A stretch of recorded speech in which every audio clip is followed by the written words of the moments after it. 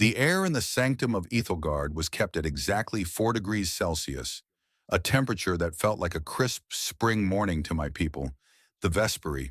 To the humans, however, it must have felt like a tomb. I stood in the center of the obsidian dais, my ceremonial robes of spun glass clinking softly with every shallow breath I took. The fabric was beautiful, shimmering with a faint bioluminescence that mirrored the glowing veins beneath my pale, translucent skin, but it offered no warmth. We Vesperi did not seek warmth. Warmth was the herald of decay, the vibration of chaotic molecules. We craved the stillness of the cold. My hands, hidden within the oversized sleeves of my station, were shaking. I pressed my thumbs against my index fingers, feeling the subtle, terrifying hardness at the tips. The Blight. It had started a month ago, a slow calcification of my cells into salt. If the high archons were right, the man walking through the heavy blast doors at the far end of the hall was my only cure, and he was a monster. The doors hissed open, venting a puff of recycled, overfiltered air. A group of solars entered, their heavy combat boots thudding against the polished floor with a rhythmic violence that made my secondary heart skip a beat. They looked like creatures carved from sun-scorched earth. At their head was Warden Vane. I had seen the data slates. I knew the solars, the humans, were the remnants of a species whose homeworld had been incinerated by its own star. They had spent 3 centuries living in the cramped, radioactive bellies of colony ships, forging themselves into something harder than steel. They were aggressive, loud, and possessed a body temperature that could induce shock in a Vesperi with a single touch. Vane was taller than the reports suggested. He wore the charcoal-gray fatigues of the Soul Expanse remnant, his chest adorned with ribbons of scorched metal. His skin was a deep, weathered bronze, mapped with scars that looked like lightning strikes. When he reached the dais, he didn't bow with the fluid, calculated grace of our diplomats. He stopped, his movements sharp and efficient, and stared directly into my eyes. His eyes were not the calm, milky white of my people. They were a piercing, turbulent hazel, burning with a restless energy. For a moment, I forgot to breathe. The legend said humans could track a target across a light year just by the scent of fear. I wondered if he could smell the salt forming in my blood. Archon Thassa, he said. His voice was a low growl, vibrating in a frequency that felt like a physical weight against my chest. He didn't use the honorific clicks. He spoke the trade tongue with a rough, guttural accent. Warden Vane, I replied, my voice sounding thin and fragile, like breaking ice. The Zenith Accord representative, a spindly droid with a flickering holographic face, began the recitation. By the laws of the Dyson Reach and the survival of the Great Balance, this union is sealed, not by affection, but by the necessity of the blood. The words felt like a death sentence. In the Vesperi hegemony, marriage was a biological contract, a merging of genetic sequences to ensure the stability of the state. But this was a grafting of fire onto ice. The hand fasting, the droid commanded. I felt a surge of pure, primal panic. I had to touch him. No thermal shroud was allowed during the ceremony. The elders insisted on the purity of first contact to ensure the biological compatibility was immediate. Kalen stepped forward. I could feel the heat radiating off him now, a localized weather system of warmth that felt invasive, almost predatory. He reached out his hand. It was massive, the knuckles calloused, the skin etched with the grime of 1,000 engine rooms that no amount of scrubbing could truly remove. I hesitated. My father, the High Archon, watched from the shadows of the balcony, his eyes cold and unyielding. I was a tool. I was a bridge. I was a sacrifice. I placed my hand in his. The impact was instantaneous. It wasn't just heat. It was a sensory assault. My nervous system, tuned to the quiet, low-frequency vibrations of the cold, screamed in protest. His skin felt like a sun-baked rock. I let out a soft, involuntary gasp, my knees buckling slightly. Kalen's grip didn't tighten to crush me, as I had feared. Instead, his fingers closed around mine with a startling steadiness. He held my hand as if it were a piece of delicate, ancient circuitry that might short-circuit if handled poorly. "Steady, Bright Eyes," he whispered, so low the droid couldn't hear. I looked up, startled by the slang.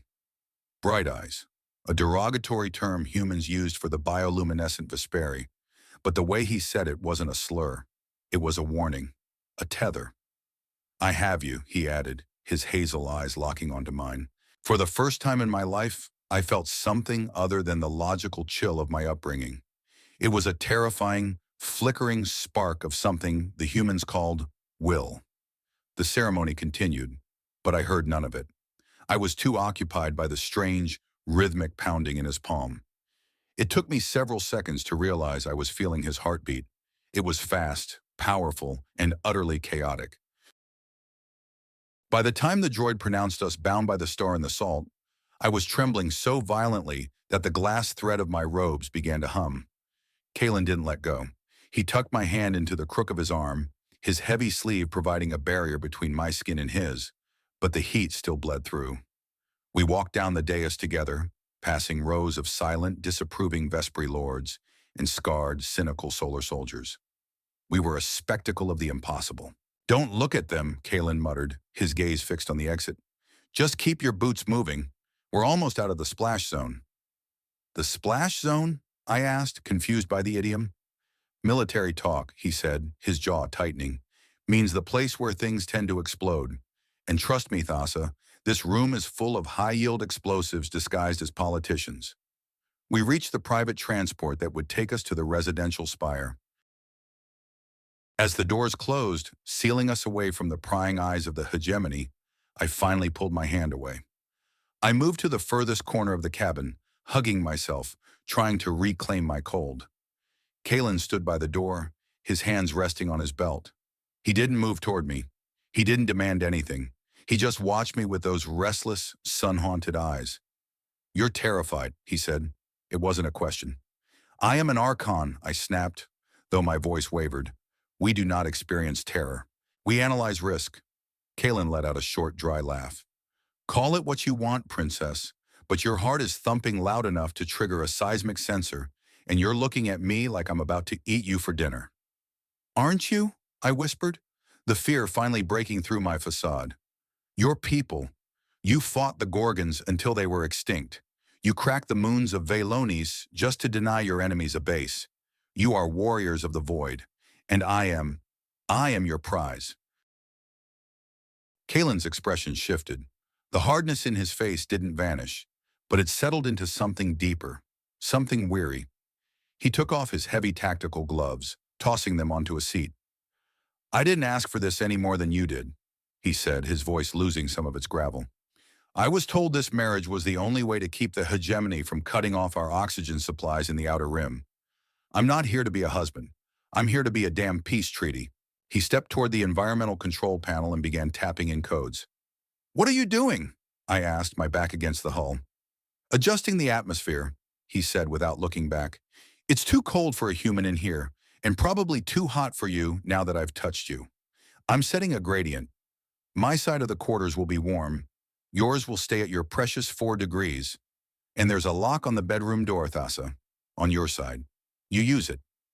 I stared at him, stunned. You are giving me the lock? Kalen turned, his face half-shadowed in the dim blue light of the cabin. I'm a warden of the soul expanse. We protect things. We don't take them by force, not if we can help it. He looked at my hands still tucked into my sleeves. And stop rubbing your fingers. I know about the salt, Thassa. Why do you think I agreed to this? You need my blood to stop the Blight. But I'm not giving it to you until you can look at me without thinking I'm a monster. The transport lurched as it docked with the spire. The doors slid open to our new home, a place of glass and steel perched on the edge of the dying star. Kalen stepped out first, but he stopped and held the door for me. Welcome home, Archon, he said. Try not to freeze me out on the first night. The residential suite was a masterpiece of architectural compromise. One half was bathed in the harsh golden light humans preferred, with heavy tapestries and thick, cushioned furniture designed to retain heat. The other half was a sanctuary of dim, violet hues, with sleek obsidian surfaces and cooling vents that hissed like 1,000 sleeping serpents. Between them was a common area, a neutral zone where the temperature hovered at a precarious 12 degrees. I stood in my half of the suite, watching Kalen through the transparent thermal barrier that divided the living room. He had stripped off his tactical vest, revealing a black undershirt that clung to his muscular frame. Every movement he made was a testament to a life lived in high-gravity environments, heavy, deliberate, and powerful. He was currently wrestling with a large crate he had brought from the transport. With a grunt of effort, he hauled it onto a table. It was filled with strange metallic components and canisters of pressurized liquid. "What is that?" I asked, my voice carrying through the intercom system. Kalen looked up, wiping a bead of sweat from his forehead. To me, the sight of moisture on skin was revolting, a sign of overheating, of inefficiency. "This? It's a coffee press, and some spare parts for my shroud. The one the hegemony gave me is a piece of junk. It leaks heat like a sieve. Sure enough, the shrouds are designed by our finest engineers," I said, offended. "Yeah, well, your finest engineers clearly never spent a week in a trench on a sulfur moon," Kalen muttered, pulling a multi-tool from his pocket. "They build for aesthetics. I build for survival." He began to dismantle the device, his thick fingers moving with a surprising, surgical precision. I found myself fascinated. Vesperi technology was elegant, often grown from biological crystals. We didn't build things. We sang them into existence. Seeing him use a physical tool to force metal into compliance was barbaric, yet strangely compelling. "Why do you do it yourself?" I asked, stepping closer to the barrier. "We have maintenance droids for such tasks." "Droids don't know the soul of a machine," Kalen said, not looking up. "On the colony ships, if your air scrubber failed and you didn't know how to fix it with a bent paperclip and a prayer, you were a dead man walking. We don't trust our lives to programs, Thassa. We trust them to our hands." He paused, holding up a small, glowing filament. "Your people, you're all about the big picture, aren't you? The hegemony, the balance, the great cycle. You forget that the universe is made of small, broken things that need a bit of grease to keep turning." "Small things lead to chaos," I countered. "We value the structure." "Structure is just another word for a cage if you can't breathe inside it," he said. He finally looked at me, his hazel eyes narrowing. "You've been standing there for 10 minutes, Arshan. You want to say something? Or are you just analyzing my technique for your next report to the High Council?" I felt the salt in my fingertips tingle. "I was wondering about what you said in the transport. You said you knew about the Blight." Kalen set down his tool. He walked over to the barrier, stopping just centimeters away from the glass. I didn't pull back this time. I wanted to see if the monster had a face. "I'm 32 years old, Thassa," he said softly. "I've been a warden for 12 of those years. I've seen what happens when a species starts to die from the inside out. The Solars, we went through our own version. We called it the dust lung. Our bodies couldn't handle the recycled air of the ships. We lost 40% of our population before we figured out the genetic fix." He pointed to a scar on his neck, a jagged line that disappeared beneath his shirt. "This isn't from a blade. It's from a bioport. They had to pump me full of synthetic marrow when I was a kid just to keep my bones from turning to chalk." A wave of unexpected empathy washed over me. I had lived my entire life in a palace of ice, shielded from the harshness of the galaxy. To me, the Solars were a legend of violence. I never considered that their violence was a response to agony. "The High Archons believe that solar DNA is the only thing that can stabilize our lattice," I said, my voice barely a whisper. "They say your blood is volcanic. It can melt the salt before it takes hold." "It's more complicated than that," Kalen said, his expression darkening. "Our blood isn't a potion, Thassa. It's a burden. It comes with the burn. We feel everything too much. Our anger, our grief, our everything. It's a side effect of the high metabolic rate. If we give you that, you might stop turning into salt, but you'll start feeling things you were never meant to feel. You'll lose that Archon calm you're so proud of." "Is that why you won't give it to me?" I asked. "Because you want to protect my calm?" Kalen's gaze intensified. For a moment, the hazel in his eyes seemed to glow like embers. "I won't give it to you because the council wants to treat this as a laboratory transaction. They want me to provide a sample so they can process it and inject it into you like a serum. They want to strip the humanity out of the cure. And what do you want, Warden? I want it to be a choice, he said, his voice dropping to a gravelly rasp. I want you to understand that if we do this, we're linked, truly linked, not just by a contract, but by the blood. You'll see my memories. I'll see yours. There won't be any more barriers, Thassa. No more glass walls. He reached out and placed his bare palm against the thermal barrier. I could see the condensation forming on his side of the glass from his heat. I don't know if you're ready for that, he added. I don't know if a Vesperi can handle the heat of a human soul without shattering. I looked at his hand, then up at his face. I saw the weariness there, the deep-seated loneliness of a man who had been a weapon for too long. He wasn't a predator. He was a survivor who was tired of being alone in the dark. I am cold, I admitted, my voice trembling. But the salt is colder. It is a silence that never ends. I would rather shatter than disappear into that silence. Kalen stared at me for a long beat, his eyes searching mine. Then he slowly pulled his hand away from the glass. Get some rest, Thassa, he said, turning back to his crate. Tomorrow we have to play act for the cameras.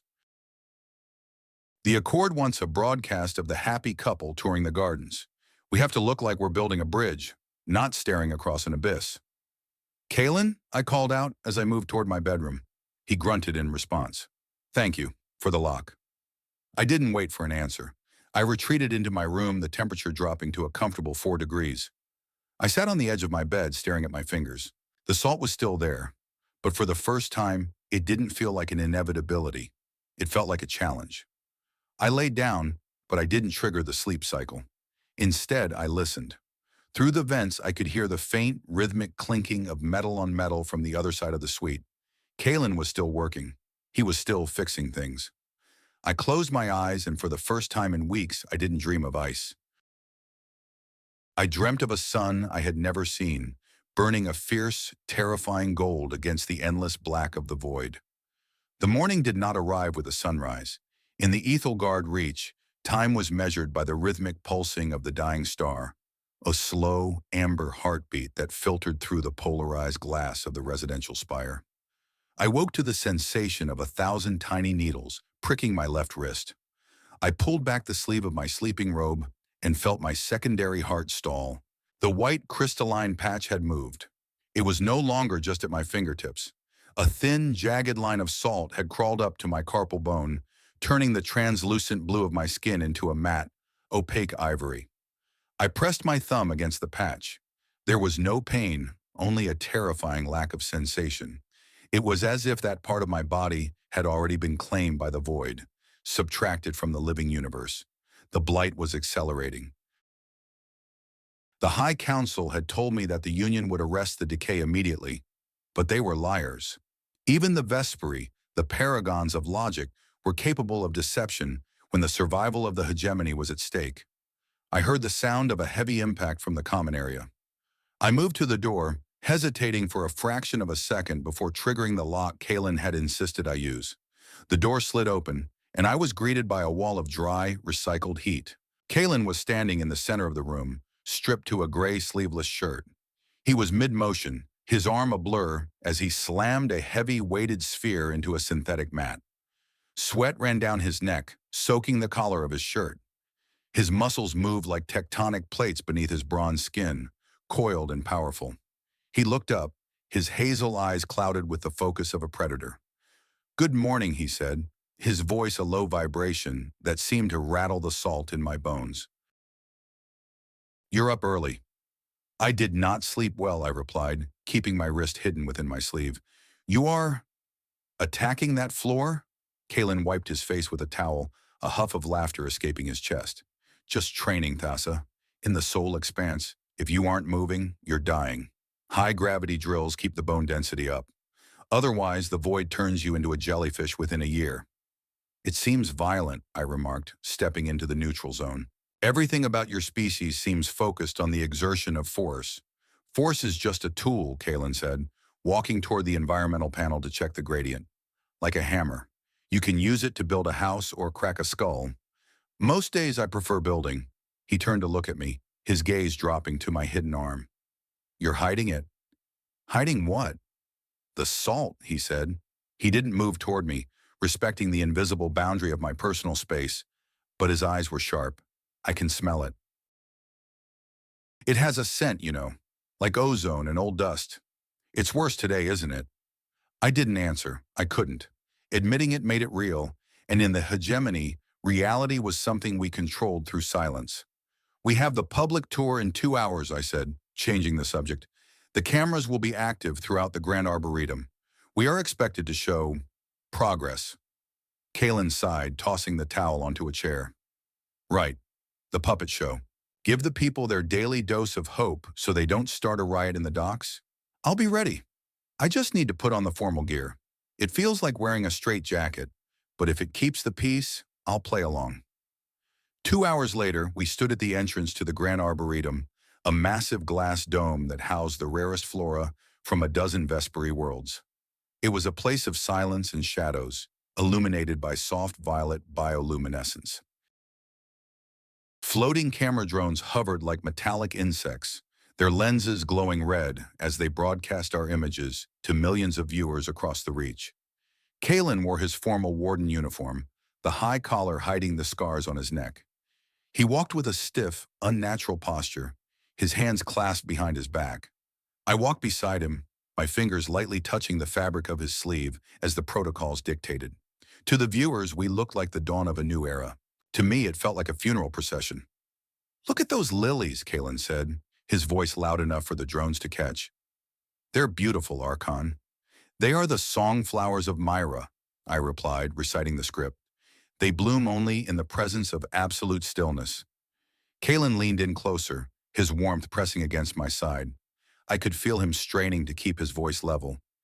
Between you and me, these things look like they're made of plastic. Don't they have anything with a bit of color? Something that doesn't look like it's waiting to be buried? It was a classic solar observation, crude, direct, and utterly honest. I felt a strange urge to smile, a sensation so alien I suppressed it instantly. As we reached the center of the gardens, a group of Vesperi dignitaries approached. At their head was Elder Vallis, the chief medical officer of the hegemony and one of the architects of our marriage. His skin was so pale it was almost blue, and his eyes were milky pools of calculation. Archon Thassa, Warden Vane, Vallis said, his voice clicking with formal precision. The hegemony is pleased to see the Union remains stable. It's as solid as a rock, Elder, Kalen said, his tone dripping with a sarcasm that only I seemed to detect. We're just two happy souls in a cold bucket. Vallis ignored him, his gaze fixing on my wrist. We would like to conduct a preliminary scan, Archon. For the records, I felt Kalen's arm tense beneath my hand. I don't think so, he said, stepping slightly in front of me. We're in the middle of a tour. The lady doesn't need a medical probe shoved in her face while the whole galaxy is watching. It is a matter of state security, Warden, Vallis said, his voice dropping an octave. It's a matter of privacy, Kalen countered. Give us the afternoon. You can run your numbers when the cameras are off. Now, if you'll excuse us, my wife and I were enjoying the plastic lilies. The word wife hit me like a physical blow. It was the first time he had used it. It wasn't a romantic gesture. It was a tactical one, a shield he was throwing over me to block the Elder's intrusion. Vallis stiffened, his eyes darting to the camera drones, before giving a shallow bow and retreating. As we moved further into the shadows of the Arboretum, away from the main group of drones, I whispered, You shouldn't have done that. Vallis is dangerous. He has the ear of the High Council. Kalen didn't look at me. That guy is a creep, Thassa. He wasn't looking at you like a patient. He was looking at you like an asset he was afraid was losing value. I've seen that look on every black market dealer from here to the Orion Belt. He stopped near a dense thicket of blue ferns. Stay here. I need to check something. He walked toward a maintenance console near the wall, his fingers flying across the interface with a speed that spoke of years of illicit hacking. Within seconds, he had bypassed the local security protocols. What are you doing? I hissed, looking around for drones. I'm checking the sitrep, he said, his eyes scanning the data scrolling across the screen. I managed to snag a copy of the medical encrypted files when we were at the sanctum yesterday. Took me all night to crack the first layer of the Vesperi encryption. You guys have some seriously messed up code. You stole medical records? I prefer the term requisitioned, he said. Look at this. He moved aside so I could see the screen. It was a genetic map of the Vesperi species, but it was riddled with red zones, errors, deletions, and failures. It looked like a crumbling tapestry. The blight isn't a disease, Thassa, Kalen said, his voice grim. It's an expiration date. Your people have been so obsessed with purity, so afraid of anything outside your own logic, that you've reached the end of the line. Your gene pool is a stagnant pond. I know this, I said. That is why the Solars were brought in, for the fresh sequence. Kalen shook his head, scrolling down to a file labeled Project Halo. That's what they told the public. But look at the harvest protocols. They don't want a merger. They want a total overwrite. I leaned in, my heart hammering. The text was in the high dialect of the council, words I had been taught since birth. It described a process of forced extraction. They weren't planning on a natural integration of solar and Vesperi traits. They were planning to use solar bone marrow to create a serum that would effectively kill the Vesperi soul, the parts of us that were cold, logical, and unique, and replace it with a controlled version of human aggression. They want to turn us into soldiers, I whispered, the realization chilling me more than the air of the Reach. They want a race of Vesperi with human strength, but no human will. And they want me to be the primary donor, Kalen said. And you're the incubator. They want to see how the first generation handles the graft before they roll it out to the rest of the hegemony. This isn't a marriage, Thassa. It's a farm. I felt a wave of nausea. My father, he knew this. Your old man probably signed the order, Kalen said, his hand resting on the console. Look, I've seen some heavy stuff in the wars, but this is cold-blooded, even for a guy like me. I looked at my wrist, at the salt that was claiming more of me every hour. If I didn't take the blood, I would die. If I did take it, according to Project Halo, I would be erased. There was no middle ground. There was no safety. What do we do? I asked, looking up at him. For the first time, I didn't see a monster. I saw the only other person in the galaxy who knew the truth.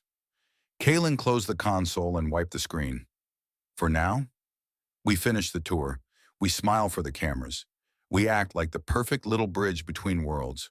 But tonight, when the station goes into the low-pulse cycle, we're going to find a way to get you to the lower docks. The lower docks? That's where your people live. It's a slum. It's not a slum, Kalen said, a flash of pride in his hazel eyes. It's a home, and it's the only place on this hunk of junk where the council's droids don't have eyes. If we're going to find a way to fix you without turning you into a science experiment, we need the Dustborn. They know how to survive on nothing but scrap and hope. He reached out, his hand hovering near my shoulder. He didn't touch me, but I could feel the heat radiating from him like a shield. Trust me, Bright Eyes. I looked at the cameras, at the violet flowers, and then at the bronze man who had more honor than all the archons I had ever known. I trust you, I said. The lower docks were a world of shadow, steam, and the heavy, metallic scent of survival. To get there, we had to descend through the spine of Ethelgard, bypassing the high-speed lifts and taking the service conduits that smelled of ancient oil and unwashed bodies. I wore a heavy hooded cloak of dark fiber designed to mask my bioluminescence. Kalen had changed into his worn combat gear, a faded jacket with the Soul Expanse emblem half ripped from the sleeve. Watch your step, Kalen whispered, his hand hovering near my elbow as we climbed down a rusted ladder. The gravity is a bit wonky down here. The compensators are at least 50 years old. The air was thick and warm, far above the Vesperi comfort zone. It felt like walking through a damp, heavy blanket. As we reached the bottom level, the silence of the upper spire was replaced by a cacophony of sound, the clanging of hammers, the rhythmic thrum of old engines, and the voices of hundreds of people shouting in a dozen different dialects. This was the Expanse Quarter. It was a sprawling maze of shipping containers, makeshift shacks, and stalls selling everything from black market oxygen filters to synthesized protein that smelled like burnt rubber. Neon signs in faded English and Russian flickered in the haze, casting long, jittery shadows. I had never seen so much chaos. In Concordia or Ethelgard Prime, everything had a place. Here, life seemed to be spilling over the edges, messy and vibrant. "Hey, Warden!" a voice called out from a nearby stall. "You back from the clouds already?" Kalen gave a sharp nod to a man with a cybernetic arm who was welding a piece of scrap metal. "Just passing through, Miller. Keep an eye on the perimeter." "You got it, boss," the man replied, his gaze flickering to me for a second before returning to his work. People stopped and stared as we passed. They knew Kalen, that was obvious. They looked at him with a mixture of respect and a strange, quiet expectation. But they looked at me with suspicion. To them, I was the enemy, the cold ghost from the spire who held their lives in her pale hands. "Is it always like this?" I asked, pulling my cloak tighter. "Like what?" Kalen asked, his eyes scanning the crowd with practiced ease. "So crowded, so loud. How do you think?" "You don't think, Thassa. You just do," he said. "When you're living on the edge of the void, you don't have time for meditation.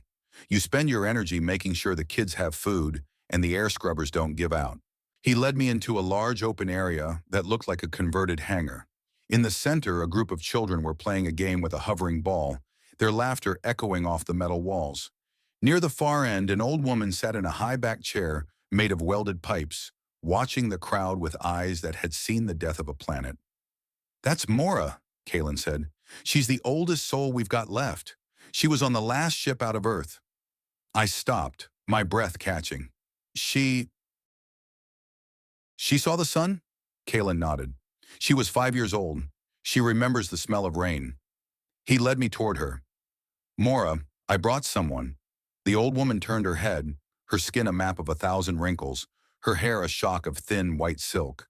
She looked at me, and for a moment I felt as if I were being weighed by the entire history of her race. "An Archon," she said, her voice a dry whisper. "You've brought a piece of the moon into our cellar, Kalen." "She's different, Mora," Kalen said, sitting on a crate near her feet. "She's sick, with the salt." Mora reached out a trembling hand. I hesitated, my instincts screaming at me to avoid the contact, but Kalen's presence gave me a strange, borrowed courage. I stepped forward and held out my left wrist. Mora's fingers were cool, but they lacked the deathly chill of the Vesperi. She traced the jagged line of salt with a gentleness that surprised me. "The cold is winning," she said, looking up at my face. "You're freezing from the inside out, child." "Can you help her?" Kalen asked. "The council is planning to use the serum, but it's a trap. It'll wipe her out." Mora sighed, leaning back in her chair. "The serum is a lie. It's just more ice disguised as fire. You can't fix a soul with a needle." She looked at me, her eyes clouded with cataracts but still bright with a fierce intelligence. "You, Vesperi, you've forgotten how to burn. You think logic is a shield, but it's just a tomb. To save yourself, you have to find the spark." "I don't understand," I said. Before she could answer, a loud grinding screech echoed through the hangar. The floor began to vibrate violently, and the overhead lights flickered and died, plunging us into red emergency lighting. "Sit rep," Kalen shouted, tapping his earcom. "Warden!" A voice crackled through the speakers. The primary heat exchanger in Sector 4 just blew a gasket. "We've got a massive coolant leak. The temperature is dropping, and the oxygen levels are flatlining. We've got 20 people trapped in the machine room." "Damn it," Kalen cursed, standing up. "Miller, get the breathers. Everyone else, move to the secondary shelters." He looked at me, his face grim. "Stay with Mora. I have to go." "No," I said, the word coming out before I could think. "I am coming with you. Thassa, it's a war zone in there. You can't handle the heat or the cold if the exchangers fail." "I am an Archon of the Reach," I said, my voice firm. "My people designed these systems. I know the schematics better than any of your engineers. If you are going into that machine room, you will need me to bypass the manual overrides." Kalen stared at me for a heartbeat, then grabbed a spare breather mask from a nearby rack and tossed it to me. "Fine. Don't fall behind." We ran through the maze of the lower docks, the air growing colder and thinner with every meter. We reached Sector 4, where a thick, white fog of coolant was pouring out of a ruptured pipe. Several solar soldiers were trying to pry open a heavy blast door, their faces pale with effort. "It's jammed," one of them shouted. The thermal expansion warped the frame. "We can't get it open." "Move aside," Kalen ordered. He grabbed a heavy crowbar and shoved it into the gap, his muscles bulging as he threw his entire weight against the metal. The door groaned but didn't budge. I moved to the side panel, tearing off the cover. The wires were a tangled mess of human modifications and Vesperi original circuitry. "I need 5 minutes," I shouted over the hiss of the leak. "We don't have 5 minutes," Kalen yelled back. "The oxygen is at 10% in there." I ignored him, my mind focusing on the flow of the electrons. My fingers moved with a precision I didn't know I possessed. I felt the salt in my wrist tingling, a cold reminder of my own mortality. But I pushed it aside. I saw the logic of the machine, the way it was struggling to breathe, just like the people trapped inside. I found the primary shunt and pulled it. There was a loud click, and the magnetic locks hissed open. Kalen and his men threw their weight against the door, and it finally slid aside. A wave of freezing vapor rolled out, followed by a dozen coughing, shivering humans. Kalen was inside in a second, hauling an unconscious man over his shoulder while barking orders to his team. "Get them to the med bay! Move!" He was the last one out, his face covered in frost, his breathing heavy and ragged. He dropped the last survivor onto a pallet and leaned against the wall, gasping for air. "You okay?" he asked, looking at me through the haze. I nodded, my chest healing. "I saved them." "You saved us," Kalen corrected. As the emergency teams took over, I watched Kalen. He was exhausted, his body battered, but he stayed until every single person had been accounted for. He didn't ask if they were high-ranking officials or valuable assets. He just helped them because they were there. A young girl, no more than 6 years old, ran up to him and hugged his leg. He looked down, and a look of pure, unadulterated kindness crossed his face. He reached down and ruffled her hair with a hand that had just been prying open a blast door. "Go on, kid. Get to your mom," he said softly. I felt something shift inside me. In the hegemony, we were taught that humans were creatures of chaos and violence, that they acted only on selfish impulses. But I had just seen a man risk his life for people who could offer him nothing in return. I had seen him choose to be a protector when he could have been a king. We walked back toward Mora's hangar in silence. The adrenaline was fading, replaced by a deep, aching cold in my bones. When we reached the old woman, she was still sitting in her chair, as if she hadn't moved a centimeter. "You did well, child," she said, looking at me. "You found a little bit of the burn, didn't you?" "I helped," I said. "That is all." Mora smiled, a slow, knowing expression. "You helped because you chose to. That is the beginning." She looked at Kalen. "Take her home, Warden. She's had enough of the dust for one day. And remember what I said. The blood is just a bridge. It's the walk across it that matters." As we climbed back up the conduits toward the residential spire, the air grew colder and the silence returned. But it wasn't the same silence. The memory of the noise, the heat, and the laughter of the children stayed with me, a vibrant ghost in my mind. We reached our suite, the door sealing shut behind us. The luxury of the upper spire felt hollow now, like a beautifully decorated cage. Kalen turned to me, his face still streaked with grime. "You were good back there, Thassa. Really good. I didn't think an Archon could move that fast without a manual." "I am more than my titles," I said, surprised by the firmness of my own voice. Kalen laughed, a warm, genuine sound that seemed to fill the room. "Yeah, I'm starting to see that." He walked over to the environmental panel. "I'm going to turn the heat up in the neutral zone," he said. "Just a bit. I think we both need it." I didn't protest. I stood in the center of the room watching him. He looked tired, his shoulders slumped, but there was a quiet strength in him that I found myself wanting to be near. "Kalen." "Yeah? Why do you stay here? In the Reach? With your people living in such conditions? You are a commander. You could go anywhere." He stopped, his hand on the panel.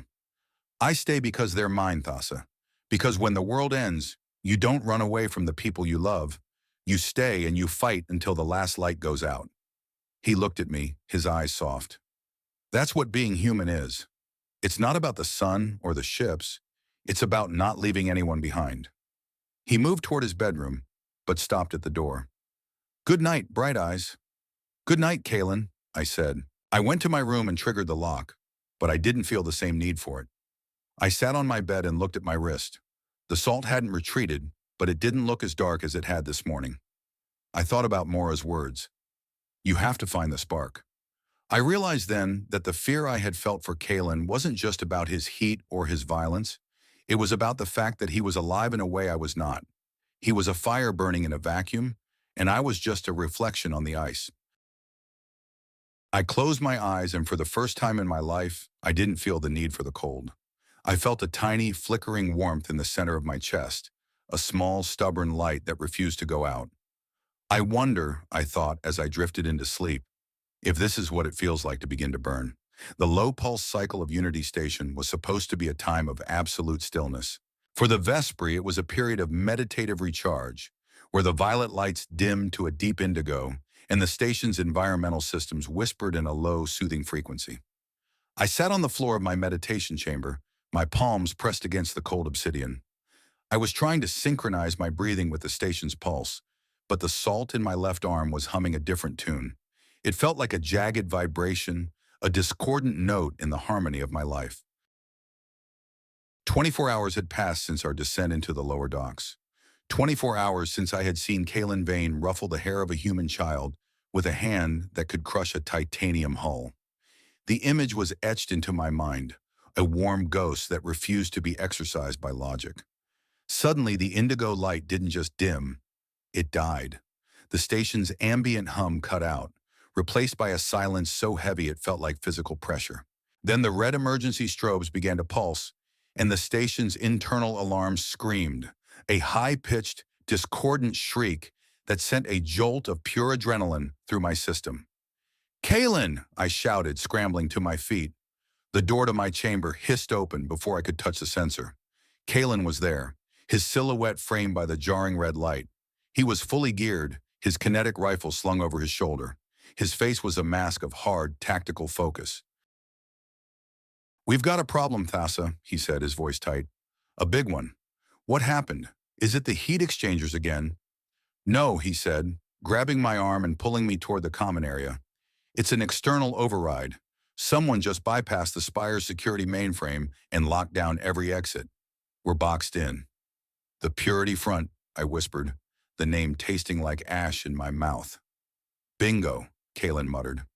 I just caught a glimpse of the internal feed before the cameras went dark. "We've got at least a dozen Vesperi commandos in the service quarters. They aren't wearing hegemony colors. They're wearing the white and silver of the traditionalist cult. My own people. They were coming to cleanse the impurity of our union with blood. They'll be at the door in less than 3 minutes," Kalen said, dragging a heavy equipment crate toward the center of the room. He popped the lid, revealing a device I recognized with a shiver of dread. The Cortex Bridge.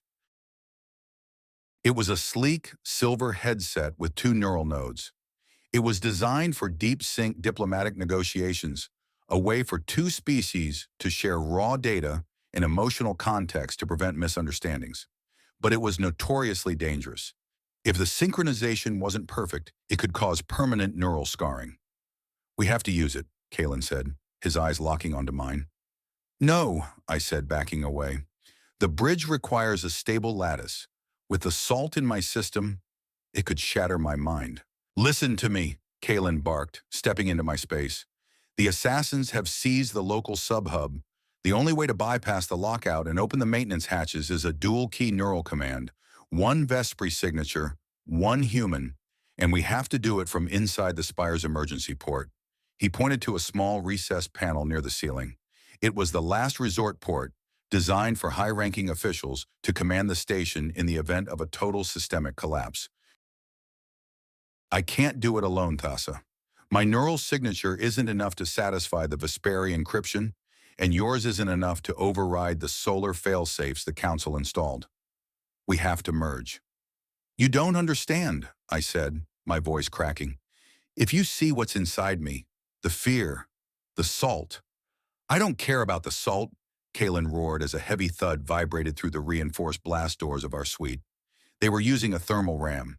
The edges of the door began to glow a dull, angry orange. "We're out of time, Thassa. Either we do this, or we're both KIA before the next pulse. Look at me. I looked. I saw the bronze man who had protected me in the dust. I saw the soldier who stayed behind for the children. Okay, I whispered. Do it. Kalen moved with a blur of efficiency. He jammed one node against his temple and pressed the other against mine. The cold metal felt like a brand. Brace yourself, Bright Eyes, he muttered. This is going to feel like a freight train hitting a pane of glass. He triggered the sync. The world didn't just vanish, it exploded. The first sensation was a blinding, white-hot heat. It wasn't the warmth of a room or the sun on skin. It was the raw, screaming energy of a dying star. I felt Kalen's mind slam into mine, a chaotic storm of memories, instincts, and raw willpower. I saw Earth. Not the blue marble from the history slates, but a world on fire. I was a child, 6 years old, standing on a tarmac that was melting beneath my boots. The sky wasn't blue, it was a bruised, sickly violet, torn apart by the expansion of the sun. I felt the dry, searing air in my lungs, the taste of ash, and the crushing weight of a terror so profound it transcended language. I felt my father's hand, Peter Morrison's hand, gripping mine so hard it bruised. Don't look back, Kalen. Look at the ship. Only the ship. The memory shifted. I was in the dark, the endless, suffocating dark of a colony vessel. I felt the hunger, the constant, low-grade ache of a body that didn't have enough nutrients. I felt the ghost sun syndrome, the way my eyes projected the image of the lost sun onto every shadow, making the darkness crawl with imaginary fire. And then I felt his perception of me. I saw myself through Kalen's hazel eyes. I wasn't a princess. I wasn't an archon. I was a fragile, glowing bird trapped in a cage of ice. He saw my fear, but he also saw my strength, the way I had stood my ground in the machine room, the way I had bypassed the overrides. He didn't see a monster. He saw a partner. Then it was my turn. The bridge pulled my secrets from the depths of my marrow. I felt Kalen's mind recoil for a split second as he hit the wall of my cold. He felt the absolute crystalline silence of my childhood, the years of being taught that to feel was to fail. He saw the ice palace, a beautiful, sterile prison where every word was measured and every emotion was a flaw to be sanded away. And he felt the blight. He felt the jagged, freezing sensation of the salt crawling up my arm. He saw the red zones in the medical files, the Project Halo protocols. He felt my absolute terror of disappearing, not into death, but into a hollow soldier shell controlled by the Council. Thassa, his voice echoed in the neural void. Don't let the ice take you. Fight it. Use the heat. Use mine. I felt him opening a door in his mind, a reservoir of pure, unadulterated will. It was the burn Mora had talked about. It was the stubborn, irrational human refusal to accept the end. I grabbed onto it. I wrapped my logical, Vesperi thoughts around his chaotic, human fire. Together we formed a bridge that wasn't silver or obsidian, but something entirely new, a lattice of light and shadow, heat and cold. We reached for the emergency port. The station's mainframe screamed as our combined signatures slammed into its core. The Vesperi encryption tried to freeze us out, but the human fire melted the barriers. The solar failsafes tried to shut us down, but the Vesperi logic navigated the loops. Command accepted. The station's voice echoed in our shared mind. Maintenance hatch 7G, open. Sector 4. Venting active. The neural link snapped. I fell to the floor, my head spinning, my vision blurred by 1,000 after images. My left arm was burning, actually burning. The salt hadn't disappeared, but the jagged needles felt as if they were being duller, smoothed over by the residual heat of the sink. Kalen was on his knees, gasping for air, his hands clutching his head. He looked up at me, his eyes bloodshot, a thin trickle of blood running from his ear. Did it work? He wheezed. The blast door groaned as the thermal ram finally finished its work. The metal liquefied, and the door slumped inward. 3 figures in silver and white armor stepped through the smoke, their curved Vesperi blades glowing with a deadly ionizing hum. Kalen didn't hesitate. He grabbed his rifle and fired 3 kinetic pulses in rapid succession. The lead assassin was thrown back through the doorway, his armor shattered. "Bug out!" Kalen shouted, grabbing my hand and hauling me toward the maintenance hatch that had just slid open in the floor. "Move, Thassa! Now!" We dived into the dark, sliding down a steep, narrow chute just as a volley of ionizing bolts hissed over our heads. We were no longer in the spire. We were in the guts of the station, the labyrinthine tunnels where the heat and the cold fought for dominance. And for the first time, I didn't care about the temperature. I could still feel the echo of Kalen's heart beating in the back of my mind. We were no longer two strangers bound by a treaty. We were one soul divided by two skins. And we were being hunted. The maintenance tunnels of Ethelgard Reach were a nightmare of tangled conduits and hissing steam. The gravity here was a fluctuating mess, sometimes pulling us toward the floor with double the force of Earth, then suddenly dropping to a sickening near zero. We moved through the gloom, the red emergency lights casting long, flickering shadows that looked like grasping fingers. Kalen led the way, his movements a masterclass in tactical evasion. He didn't just walk. He flowed through the shadows, his rifle always scanning the junctions. I followed close behind, my cloak discarded, my bioluminescence dimmed to a faint, ghostly pulse. The salt in my arm felt heavy, a dead weight that I had to drag through the narrow spaces. "How far to the docks?" I whispered, my voice echoing in the metallic silence. 2 kilometers of service pipes and one very long gravity well," Kalen replied, not looking back. "But they'll be tracking our thermal signatures. My shroud is busted from the sink, and you're a walking light bulb to their sensors." He stopped at a junction, checking a handheld scanner. "We've got 3 tangos closing in from the north. Fast. They're using grav skiffs. Can we hide?" "Not in these tunnels," Kalen said. "They'll flush us out with gas or just collapse the section. We have to hit the transverse line. It's a high-speed freight rail that runs through the station's core. If we can jump a pod, we can make it to the lower docks in 5 minutes." "The transverse line?" I asked, my heart hammering. "That rail moves at over 300 kilometers an hour. It's for cargo, not people. It's that or a shallow grave, Thassa. Take your pick." He grabbed a small canister from his belt and cracked it open. A thick, gray mist began to pour out, smelling of ozone and sulfur.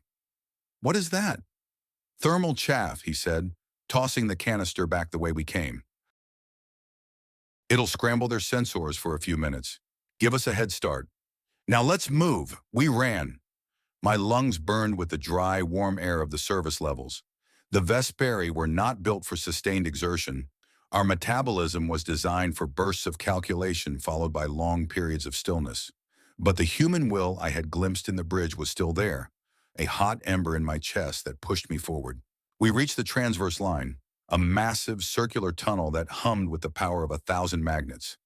Huge rectangular cargo pods blurred past us every 10 seconds, a deafening roar of displaced air and kinetic energy. "There!" Kalen shouted, pointing to a platform a few levels below us. "We have to time the jump. When the next heavy load pod slows for the curve, we go." He looked at me, his face pale under the grime. "On 3. And Thassa, don't let go of my hand. If you fall, you're a smear on the wall." 1. The roar grew louder. 2. A massive pod, loaded with industrial heaters for the solar sectors, began to bank into the curve, its magnetic brakes screeching. 3. We jumped. For a second, there was only the sensation of falling into a void. Then my feet hit the cold, vibrating metal of the pod's roof. The impact sent a shockwave through my legs, and I felt myself sliding toward the edge. Kalen's hand clamped around mine like a vice. He threw his other arm around a structural rib of the pod, anchoring us both. "I've got you," he roared over the wind. "Stay low." We flattened ourselves against the metal as the pod accelerated, the tunnel walls becoming a blur of gray and black. The wind whipped at my hair, the cold air biting at my skin. For a moment I felt a surge of pure, terrifying exhilaration. This was the chaos I had been taught to fear, the unpredictable, high-velocity madness of the human world. And yet I felt more alive than I ever had in the silent halls of the palace. We were halfway to the docks when the first ionizing bolt hit the pod. The metal beneath us buckled, and the pod lurched to the left. I looked back and saw two silver grav skiffs weaving through the tunnel, their pilots hooded and grim. They were firing at our magnetic rails, trying to derail the entire train. "Squids on our six!" Kalen yelled, reaching for his rifle. He didn't mean it as a slur this time. It was the grit of a man in a firefight, his language devolving into the short, sharp bursts of the battlefield. "Keep your head down," he ordered, rolling onto his side and returning fire. The kinetic pulses from his rifle slammed into the lead skiff's shield, sending sparks flying. The Vesperi pilots were skilled, dodging the fire with a fluid grace that made them look like dancers in the dark. One of them leveled a heavy disruptor. "They're going for the magnets," I shouted, pointing to the glowing blue rails beneath us. "If they hit the rails, the pod will lose its lift and disintegrate." Kalen gritted his teeth, his jaw set in a hard line. "Thassa, I need you to bypass the pod's internal governor. If we can dump the cargo, we'll lose half our mass and accelerate out of their range. Where is the access port?" "Beneath that panel," he shouted, gesturing to a small hatch near the front of the pod. I crawled forward, the wind trying to tear me off the vibrating metal. Every movement was a struggle, my muscles screaming in protest. I reached the hatch and ripped it open. Inside was a mess of high-voltage cables and humming processors. "I can't see the codes," I cried out. "Use the sync." Kalen's voice echoed in my mind, not through the comms, but through the residual link of the bridge. "Look for the heat, Thassa. Follow the energy." I closed my eyes, letting the logic of the Vesperi fade. I reached for the burn. I saw the pod not as a machine, but as a living thing, a beast of magnets and steel. I felt the pulse of the engine, the hot throb of the overloaded processors. I found the emergency release and jammed my salt-encrusted fingers into the interface. A loud mechanical boom echoed through the tunnel. The heavy cargo containers behind us were jettisoned, sliding off the back of the pod and tumbling into the path of the following skiffs. The lead skiff tried to swerve, but it slammed into a 1,000-kilogram heater, exploding in a fireball of violet energy. The pod surged forward, the sudden acceleration pinning me against the roof. The second skiff, seeing its partner destroyed, peeled off, disappearing into a side conduit. We were clear. Kalen crawled over to me, his breathing heavy and ragged. He reached out and pulled me into a sitting position, his hands checking my face for injuries. "You okay?" he asked, his voice shaking. "You did it, Thassa. You dumped the load." I'm fine," I gasped, my vision swimming. "My arm. It hurts." He looked at my left arm.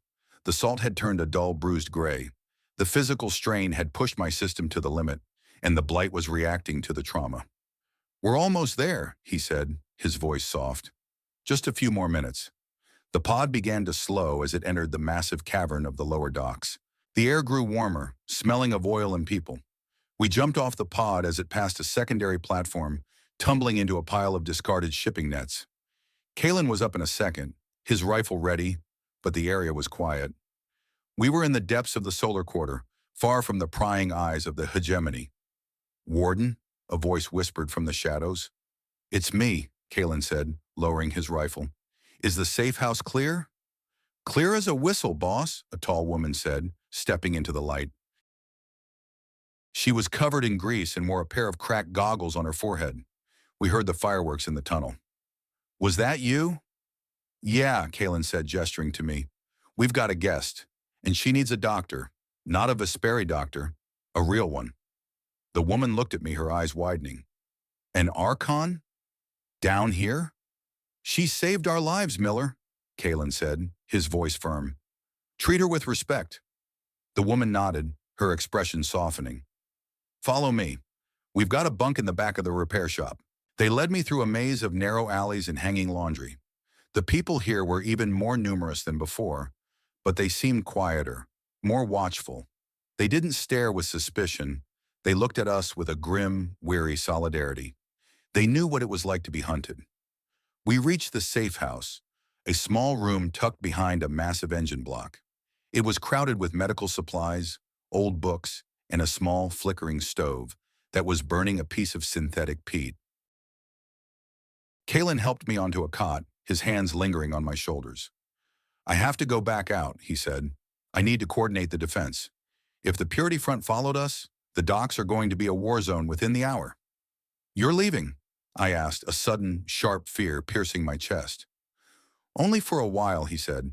Miller and her team will look after you. He paused, his hand moving to his neck, touching the scar from his bioport. Thassa? When we were in the bridge. I saw it. I saw the palace. I saw how alone you were. I looked away, unable to meet his gaze. We are taught that solitude is the highest form of clarity. It's just another word for a cold room, Kalen said. You don't have to be clear anymore. You just have to stay alive. He leaned down and, for the first time without the pressure of a ceremony or a protocol, he pressed his forehead against mine. It wasn't a human kiss. It was the Vesperi gesture of ultimate trust. His skin was hot, almost burning, but I didn't pull away. I leaned into the heat, letting it soak into my scales. Stay frosty, Bright Eyes, he whispered. He was gone before I could reply. I lay on the cot, listening to the sounds of the docks, the clanking of the machines, the murmurs of the people, the distant rhythmic thrum of the station's heart. I felt the salt in my arm, a cold, heavy presence, but it didn't feel like an enemy anymore. It felt like a part of my history, a layer of the person I used to be. Miller came over with a cup of something hot and smelling of cinnamon. Here, she said, handing it to me. It's not Vesperi nectar, but it'll keep your pipes from freezing. I took a sip. It was bitter, strong, and utterly wonderful. Why do you help me? I asked, looking at the grease-stained woman. I am one of the people who kept you in this cellar for 300 years. Miller shrugged, sitting on a crate. My grandmother used to say that you can't blame the bird for the cage it was hatched in. You're here now. You're fighting for the Warden. That makes you one of us in my book. She looked at my salt-covered arm. Besides, we Solars know a thing or two about being broken. We don't judge people by their skin, Archon. We judge them by what they do when the lights go out. I looked at the small stove, at the flickering orange light it cast on the metal walls. I thought about the High Council, about their purity and their logic. And then I thought about the people in the dark, with their grease and their cinnamon and their stubborn, irrational hope. I realized then that the purity my people were so obsessed with was just a form of slow, beautiful death. It was a refusal to change, a refusal to touch the world for fear of being stained. But the stains, the grease, the scars, the salt, they were the evidence of life. They were the marks of the walk across the bridge. I am not an Archon, I thought, as the warmth of the drink spread through my chest. I am a survivor. And for the first time, I wasn't afraid of the fire. I was waiting for it. The warmth of the cinnamon drink was a fading memory, a ghostly heat that retreated before the encroaching frost. The safe house beneath the repair shop shuddered as a rhythmic pounding echoed from the ceiling, the sound of breaching charges detonating in the layers above us. Red emergency lights flickered, casting long, jittery shadows of hanging wrenches and half-disassembled engines. Miller was checking the charge on her pulse pistol, her goggles pulled down over her eyes. Her movements were jerky, fueled by the kind of high-strung energy that humans called nerves. I watched her from my cot, my left arm feeling like a heavy limb of marble. They're coming for the cellar, Miller muttered, more to herself than to me. The Purity Front doesn't just want to kill the Warden. They want to wipe the slate. They see this whole sector as a tumor. How many? I asked, my voice raspy. At least 2 squads of silver skins at the main gate, she replied, using the solar slur for the armored Vesperi commandos. And they've just deployed glacial inhibitors into the ventilation. The temperature in the main hangar is already dropping to 15 degrees below zero. My people won't last 10 minutes without environmental suits, and we only have 5 working rigs for over 40 civilians. I stood up, the room spinning for a moment. The salt in my arm throbbed with a cold, dull rhythm. We cannot stay here. If they freeze the sector, you will all become statues before they even fire a shot. And go where? Miller snapped, her frustration boiling over. The lifts are dead. The service shafts are crawling with assassins. We're boxed in, Archon. There is another way, I said, walking toward a wall covered in faded schematics. I pointed to a section labeled Cryogenic Storage 9. It was a massive vaulted chamber that ran parallel to the lower docks, used for the long-term preservation of Vesperi seed banks and genetic archives. That sector is kept at absolute zero-point stability, I explained. It is a cold zone. Your sensors avoid it because the human biology cannot survive there for more than a minute, but the maintenance corridor beneath it is shielded by a secondary thermal lattice. It leads directly to the life pod bays in the station's outer rim. Miller looked at the map, then back at me. Absolute zero? You're asking me to lead families through a deep freeze? It is the only path they are not watching, I said, because they believe it is a death trap for solars. But I can override the lattice. I can draw the heat from the station's core and funnel it into that corridor. It will be narrow and it will be dangerous, but it is a path. Miller chewed her lip, the sound of another explosion rattling the pipes overhead. All right, better to die moving than to wait here like a lamb. We've got 20 children and 14 elderly in the back room. You lead, I'll bring up the rear. And Archon? Yes. If you're lying, if this is some high-born play to hand us over, I'll put a hole in you before the frost does. I looked at her, seeing the raw, protective fire in her eyes. I am not lying, Miller. I have seen the sun. We moved fast. The safe house was emptied in under 2 minutes. It was a heart-wrenching sight, mothers wrapping their children in every scrap of fabric they could find, old men clutching rusted multi-tools like they were holy relics. They looked at me with a terrifying mixture of hope and loathing. I was their only hope, yet I represented the very culture that was currently trying to liquidate them. The transition to the cryogenic corridor was like stepping into a different dimension. The air didn't just grow cold, it became a sharp, biting presence that stole the breath from your lungs. The walls were coated in thick, crystalline rime, and the only light came from the dim blue glow of the stasis pods lining the ceiling. I moved to the primary console at the entrance of the corridor. My fingers were stiff, the salt on my left hand making it difficult to feel the haptic interface. I had to bypass 3 layers of Vesperi security encryption, codes that were designed to prioritize the purity of the archives over any biological life, logic over life. That had been the motto of my tutors. I closed my eyes, reaching for the echo of the bridge. I didn't think about the codes. I thought about the heat of Kalen's forehead against mine. I thought about the laughter of the children in the hangar. I grabbed the burn in my chest and shoved it into the machine. The console screamed in protest. A warning light flashed red. Thermal drain detected. Core stability at risk. I ignored it. I diverted the power from the archive's cooling units, feeling the massive mechanical heart of the station groan under the strain. Slowly, a thin, shimmering field of amber light began to glow along the floor of the corridor. "Go!" I shouted to Miller. "Stay on the amber line. If you step off, the cold will claim you in seconds." The exodus began. It was a slow, agonizing crawl through the dark. I stood at the console, my hand clamped onto the interface, acting as a living conduit for the power. Every second I held the bridge open, the salt in my arm pulsed, feeding on the energy. I could feel the crystallization spreading, moving past my elbow, creeping toward my shoulder. A woman passed me carrying a sleeping toddler. She stopped for a fraction of a second, her eyes meeting mine. She didn't say, "Thank you." She just gave a single solemn nod before vanishing into the amber light. It was more than enough. Suddenly, a communication burst crackled through the local speakers. It wasn't the station's AI. It was a voice I knew.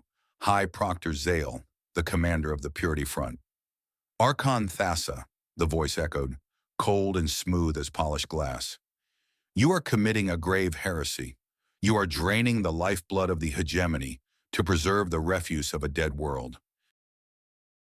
Release the thermal lock, and perhaps your father will allow you a quick transition." I looked at the console, the screen flickering with Zale's emblem. "My father has already decided my transition, Zale," I said, my voice surprisingly steady. "He chose salt. I choose fire." The communication cut out with a burst of static. "Miller," I yelled, "how many are left?" "Just 3 more," she shouted back from the darkness. "Mora and 2 of the mechanics are lagging." I looked at the power levels. The station was beginning to compensate for my theft. The amber line was flickering, growing thinner. The cold was pressing in from the sides, the frost on the walls growing thicker. I felt a sudden, sharp pain in my chest. The salt wasn't just on my arm anymore. I could feel it in my lungs, a dry, brittle sensation with every breath. I was dying. The price of the bridge was my own lattice. "Go, Miller," I gasped. "I can't hold it much longer." I saw the last of them pass. Mora, supported by two sturdy solars. The old woman looked at me, her cataract-clouded eyes seemingly seeing right through my robe to the white crystal beneath. "The walk across the bridge, child," she whispered as they hurried past. "You're doing it." As the last of them reached the safety of the life pod bay doors, the console exploded in a shower of violet sparks. The amber line died instantly. The cold hit me like a physical blow. It was the absolute zero of the Vesperi archives, a temperature where time itself seemed to stop. I fell to my knees, my robes cracking like glass against the floor. I couldn't feel my left side at all. I was becoming a statue, a beautiful, crystalline monument to a failed alliance. I closed my eyes, waiting for the silence. But then I felt it. Not a sound, but a vibration. A rhythmic, powerful thumping that didn't belong in the archives. It was a heartbeat. Thassa. The voice was inside my head, loud and fierce. "Don't you dare quit on me, Bright Eyes. I'm almost there. Hump it! You hear me? Move!" I forced my eyes open. I saw a flicker of orange light at the far end of the corridor. A man was running toward me through the dark. Not a Vespri commando, but a bronze warrior in a scorched jacket. Kalen. He wasn't wearing an environmental suit. He was just running, his body radiating a desperate, suicidal heat. He reached me and threw his jacket around my shoulders, hauling me into his arms. His skin felt like a furnace against my frozen face. "I've got you," he growled, his breath coming out in thick white clouds. "I've got you." How are you here?" I whispered, my teeth chattering. "I took a shortcut through the venting shafts," he said, his voice ragged. "Lost my rifle, but I kept the shroud." He pressed a small, warm cylinder into my hand, a portable thermal heater. "We have to go, Thassa." Zale is right behind me. He's brought the whole damn choir. Kalen carried me toward the life pod bay, his every step a struggle against the numbing cold. I looked over his shoulder and saw them, a dozen silver figures emerging from the mist, their blades glowing with ionizing light. But they were too late. The life pod bay doors hissed open, and Miller was there. Her pulse pistol barked as she laid down cover fire. "Get her in!" Miller shouted. "The pods are primed!" Kalen shoved me into a small, cramped pod and scrambled in after me. He hit the launch sequence just as the first ionizing bolt slammed into the bay door. The pod jolted, the G-force pinning us to the seats. We were launched into the void, away from the dying station, away from the ice. I looked at Kalen. His face was covered in frostbite. His hands were trembling, but he was smiling. A wild, reckless human smile. "We made it," he said. I looked at my arm. The salt was still there, a gray, ugly scar that ran from my fingers to my shoulder. I had lost the purity of my people. I had lost the cold clarity of the Archons. But as Kalen reached out and took my hand, his warmth flowing into my crystallized marrow, I realized I hadn't lost anything. I had been found. The life pod was a tiny pressurized bubble of survival drifting in the shadow of Unity Station. Through the small, thick viewing port, the station looked like a wounded beast. Great plumes of violet gas and orange fire vented into the vacuum as the internal battles continued to tear it apart. We were one of 20 pods that had successfully launched, a small constellation of hope scattered against the black. I lay back in the cramped seat, the portable heater still clutched in my right hand. The salt on my left side had stabilized, but the limb was dead weight, a cold ivory monument attached to my torso. Kalen was busy at the pod's navigation console, his fingers dancing over the human-designed interface. "We're drifting toward the neutral zone," he said, his voice steady but exhausted. "I've sent out an encrypted SOS to the Sol Expanse fleet. If they're within 10 light years, they'll pick up the ping, but we've got company." I leaned forward, looking at the tactical display. A single Vesperi interceptor was peeling away from the station, its sleek, needle-like hull banking toward our cluster of pods. "It is Zale," I said. He will not let the refuse escape. Kalen gritted his teeth, his jaw looking as if it were carved from basalt. Let him come. I've still got one trick left in the bag. He turned the pilot's chair to face me. Thassa, we need to talk about the salt secret. I didn't tell you the whole story because, honestly, I didn't want to believe it myself. What more is there? I asked. I have seen the records. I know they want to use you as a donor. Kalen shook his head. It's not just about bone marrow or gene sequencing. The Blight, it wasn't a mistake. It wasn't stagnant pond genetics. I felt a coldness in my chest that had nothing to do with the temperature. What are you saying? The Vesperi hegemony was dying long before the humans arrived, Kalen said, his hazel eyes dark with a grim revelation. But your father, the High Archon, didn't want a cure. He wanted a transformation. He used a dormant retrovirus, something from the ancient Dyson builders, to accelerate the crystallization. He called it the Sovereign Path. The Sovereign Path? He wanted to turn the Vesperi into the ultimate weapons, Kalen explained. Beings who don't feel pain, who don't need oxygen, who can survive in the vacuum of space as living statues of salt and logic. But the virus needed a catalyst to lock the state, a burst of intense, chaotic energy to fuse the lattice. He pointed to himself. Human adrenaline, solar heat. I stared at him, my mind reeling. The marriage, the neural sync, the escape through the tunnels. It was all part of the process, I whispered.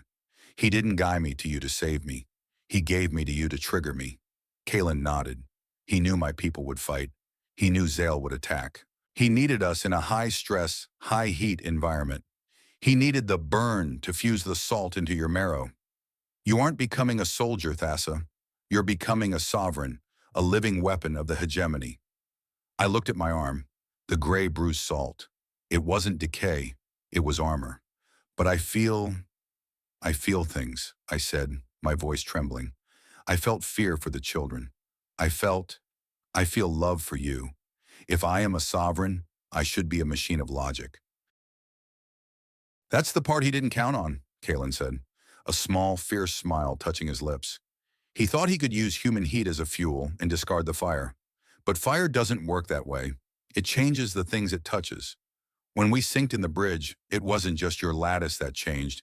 It was the virus itself, the humanistic element, the empathy, the grief, the choice. It's been baked into your code. Suddenly, the pod rocked violently. An ionizing bolt had grazed our shields. The Vesperi interceptor was right on our 6. Zale's voice crackled over the emergency frequency. Archon Thassa, your transformation is almost complete. You represent the pinnacle of our species. Destroy the Warden, reclaim your place at the High Archon's side, and we shall lead the hegemony to a new era of absolute order. Kalen grabbed his pulse pistol, but he knew as well as I did that it was useless against an interceptor's hull. He looked at me, his eyes full of a quiet, desperate trust. It's your choice, Thassa. It's always been your choice. You can be their weapon, or you can be whatever you want to be. I looked at the interceptor, then at the station, and finally at the bronze man who had sacrificed everything to keep me warm. I felt a surge of energy in my left arm, not the cold vibration of salt, but a humming, resonant power. It felt like the bridge, but stronger. It was the fusion of my logic and his fire. I stood up in the cramped pod, my movements fluid and powerful. I reached out and touched the navigation console. I didn't use the buttons. I spoke to the machine in the language of the Dyson builders, a language that was now part of my very blood. Override command Alpha Z. The pod's engines didn't just fire.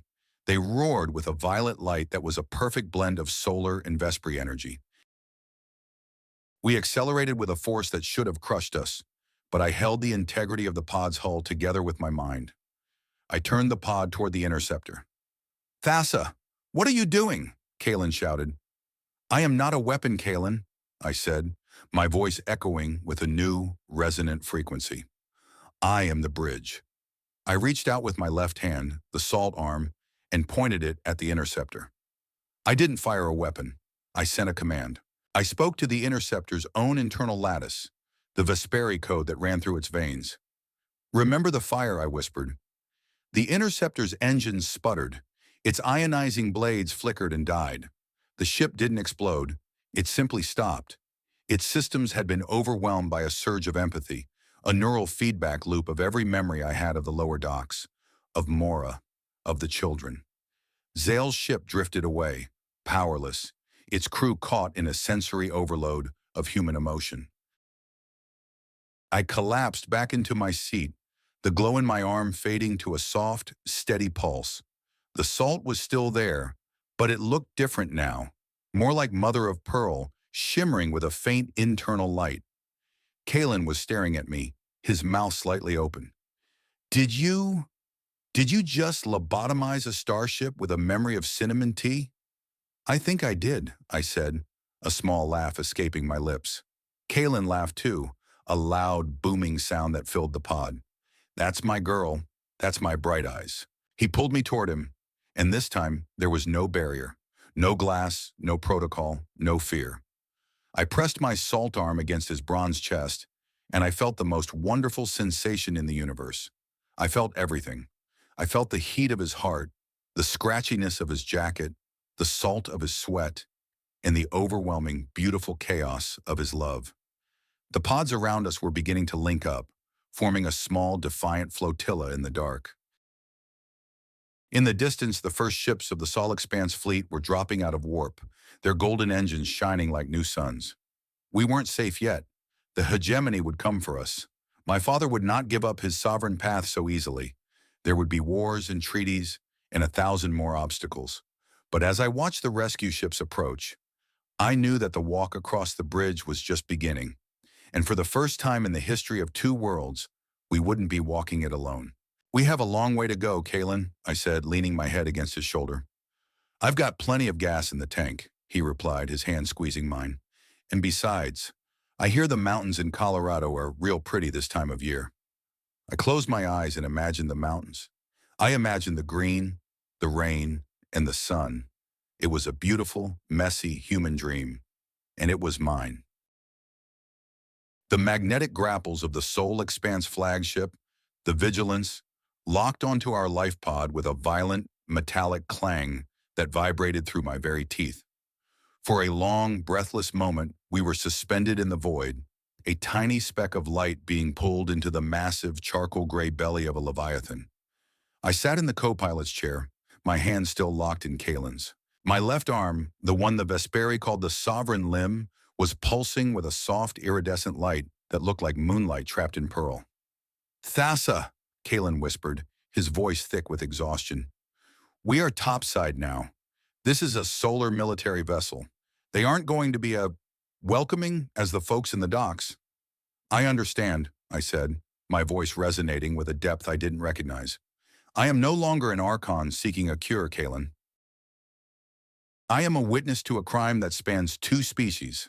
The pod's hatch hissed open, and a wave of hot ozone-heavy air flooded the cabin.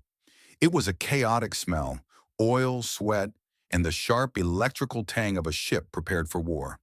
We stepped out onto the hangar deck and were immediately surrounded by 24 solar marines in heavy exo-armor. Their kinetic rifles were leveled at my chest, the red targeting lasers painting small, angry dots on my robes. Stand down, Kalen roared, stepping in front of me. His voice carried the authority of a man who had commanded thousands of these soldiers, but the Marines didn't budge. Warden Vane, a voice boomed from the back of the hangar. You've had a hell of a ride, but you're out of your lane. The Marines parted to let a man through. He was older than Kalen, his skin the color of parched earth, his face a jagged landscape of scars. He wore the 3-star insignia of an admiral. This was Silas Vance, Kalen's former commanding officer and one of the most feared men in the Sol Expanse. Admiral, Kalen said, snapping a salute that looked painful. Archon Thassa is a political refugee. She's also the key to stopping the High Archon's sovereign path. The Admiral walked up to me, his eyes cold and clinical. He didn't look at my face. He looked at my salt-covered arm. I've seen the intel, Kalen. You've brought us a Vesperi superweapon. The brass is already talking about how to reverse engineer her. If she can lobotomize an interceptor with a thought, she can end this war in 48 hours. Kalen's hand moved to his pistol, his eyes flashing with a dangerous fire. She's not a weapon, Silas. She's a person, and she's my wife." The Admiral let out a short, dry laugh.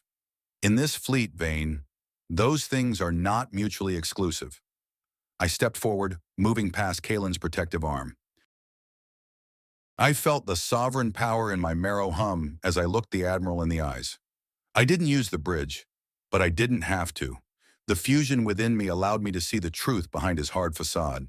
I saw the fear he was hiding, the fear of losing the last of his race to the cold logic of the Vesperi. "Admiral Vance," I said, my voice steady, "your people have spent 300 years running from a fire that destroyed your world. My people have spent 300 years running from a silence that is destroying our souls. If you try to turn me into a weapon, you are simply continuing the cycle of the High Archon. You are choosing the cage over the light." The hangar went silent. The Marines looked at each other, their grip on their rifles loosening. No one spoke to an admiral that way, especially not a Vesperi. Vance narrowed his eyes. "You've got a lot of nerve for someone who's 75% crystal, Archon." "I am exactly what the galaxy needs to be right now," I said. "I am the choice." The Admiral stared at me for a long, agonizing minute. Then he looked at Kalen, seeing the bruised, battered man who had risked everything for a monster. "Lower your pieces," Vance ordered the Marines. "Get them to the medbay." "And Vane? If she so much as blinks at my mainframe, I'm putting her out the airlock." The next 3 hours were a blur of biological scans and tactical briefings.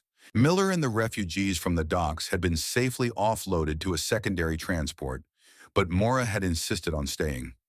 She sat in the corner of the medbay, her old eyes watching the solar doctors as they poked and prodded at my arm. "They don't know what to make of you," Mora said as a doctor walked away, shaking his head at a data slate. "You're a glitch in their matrix, child." "Is that what I am?" "A glitch?" Mora smiled, her wrinkles deepening. "Every great change starts as a glitch. A flower is a glitch in the dirt. Love is a glitch in the war. You're just the first one that can talk back." Kalen entered the room, his uniform replaced by a clean solar jumpsuit. He looked refreshed, but his eyes were still haunted. He sat on the edge of my bed and took my salt hand in his. "The High Archon has initiated the final pulse," he said, his voice grim. "In 6 hours, every Vesperi within range of the Dyson Reach will receive a neural command. It's a broadcast designed to trigger the salt virus in their marrow. It won't heal them, Thassa. It'll lock their brains into the sovereign state. They'll become unfeeling, undying soldiers, a galaxy of statues that only know how to kill." "And my father?" "He's the master key," Kalen said. "He's broadcasting from the center of the Dyson shell. The Vigilance is heading there now, but we can't get close enough to destroy the transmitter. The Vesperi defense grid is too dense." "Then I will go," I said, sitting up. "No," Kalen said, his grip on my hand tightening. "You're not a pilot, Thassa, and you're still recovering from the sink." "I don't need to pilot a ship," I said. "I am the transmitter. I have the sovereign code in my blood, but I have the human fire in my heart. If I can get close enough to the Dyson network, I can broadcast a counter-signal. I can send the burn to every Vesperi in the Reach." Kalen looked at me, his face pale. "You know what that means, don't you? To send a signal that large, you'll have to open your mind to every Vesperi soul at once. You'll feel their pain, their silence, their terror. It might burn you out." I looked at Mora, who gave me a slow, encouraging nod. I looked at my arm, the beautiful, messy fusion of two worlds. "It is the walk across the bridge, Kalen," I said. "I have been walking toward this moment since the day you took my hand in the sanctum. I am not doing this because I am an Archon. I am doing this because I am your wife, and I refuse to let our family be built on a graveyard." Kalen stared at me for a long beat, his hazel eyes searching mine for any sign of doubt. He found none. He leaned in and kissed me, a human gesture that felt like a sunrise in my chest. "All right," he whispered. "Then we do it together." One more ride, Bright Eyes. The Vigilance reached the edge of the Dyson shell 2 hours later. The structure was a staggering feat of engineering, a massive golden cage that surrounded the dying star. It was beautiful, cold, and utterly indifferent to the lives within it. I stood on the bridge of the flagship, surrounded by solar officers and Vesperi refugees. Kalen was at the tactical station, his hands steady on the controls. "We're in range," he said. "Admiral, we need 5 minutes of clear space." "You've got 3, Vance replied from the command chair. "The Vesperi fleet is moving to intercept. If she doesn't do it now, we're all space dust." I walked to the center of the bridge and closed my eyes. I didn't need a headset. I didn't need a bridge. I reached out with my left arm, the salt marrow glowing with an intense, blinding light. I connected to the station's local wireless network, and through it, I found the massive, pulsing artery of the Dyson grid. I felt my father's mind. It was a cold, crystalline void, a place where empathy had been surgically removed. He saw me as a failed experiment, a weapon that had been tainted by the heat of a lesser species. "Thassa," his voice echoed in my head. "You are wasting your potential. Embrace the salt. Join the sovereign path." I didn't argue. I didn't use logic. Instead, I remembered. I remembered the smell of the cinnamon tea in the docks. I remembered the feeling of Kalen's breath on my neck when we slept in the pod. I remembered the laughter of the children playing in the hangar. I remembered the grief of Mora for a son she hadn't seen in 80 years. I took all that heat, all that chaos, all that messy, beautiful humanity, and I shoved it into the grid. I didn't send a command to stop. I sent a command to feel. I felt the entire Vesperi race scream. Millions of souls frozen in silence for centuries suddenly felt the burn. They felt the pain of their own stagnation. They felt the terror of their own cold. But they also felt the hope. They felt the possibility of a world where you didn't have to be pure to be alive. The High Archon's broadcast shattered. The sovereign virus didn't lock. It dissolved, transformed by the empathy I had forced into the code. The Vesperi soldiers on the interceptors didn't fire. They stopped. They wept. They felt the warmth of the sun for the first time in their lives. I felt my own lattice beginning to crack. The energy was too much. The heat was consuming me. I felt myself slipping into the white-hot light, my identity blurring, my soul becoming a part of the grid. "Thassa." Kalen's voice reached me through the storm. It was a tether, a rough, gravelly anchor in the void. He wasn't just calling my name. He was sharing his own will with me, pushing his own stubborn, human life into the sink. I grabbed onto it. I pulled myself back from the light, back into my own body, back into the arms of the man I loved. The bridge of the vigilance erupted in cheers. The red emergency lights turned to a steady, golden glow. The Vesperi interceptors were peeling away, their pilots no longer seeking a target, but seeking each other. I collapsed against Kalen, my breath coming in ragged gasps. My left arm was no longer glowing. It was a soft, pearlescent gray, the salt fused permanently into a skin that felt warm to the touch. "It's over," Kalen said, his voice breaking. "It's over, Thassa." I looked out at the Dyson shell, at the dying star that was now surrounded by a fleet of 2 worlds, no longer at war. "Not over, Kalen," I said, smiling through my tears. "Just beginning." 6 months had passed since the day of the burn. The galaxy hadn't become a utopia overnight. There were still disputes over resources, still old prejudices that simmered in the darker corners of the Reach. But the sovereign path was dead. The Vesperi hegemony had been replaced by the Unity Concord, a fragile but functioning government where logic served life, not the other way around. I stood on the porch of a small wooden cabin in a place the humans called Colorado. It was a world of green and blue, of air that smelled of pine needles and damp earth. The gravity was heavy, and the sun was a fierce golden orb that made my skin tingle with a constant, pleasant warmth. I was no longer the Archon of the Reach. I was Thassa Vane, a citizen of 2 worlds. Kalen walked out of the cabin carrying 2 cups of steaming coffee. He had traded his tactical jumpsuit for a flannel shirt and jeans. He looked younger, the scars on his face no longer looking like a map of pain, but like a history of survival. "Morning, Bright Eyes," he said, handing me a cup. "You ready for the hike?" I took a sip of the bitter, wonderful liquid. "I am ready for the walk, Kalen, but I am still not sure about the hiking. Your species has a strange obsession with walking up steep hills for no reason.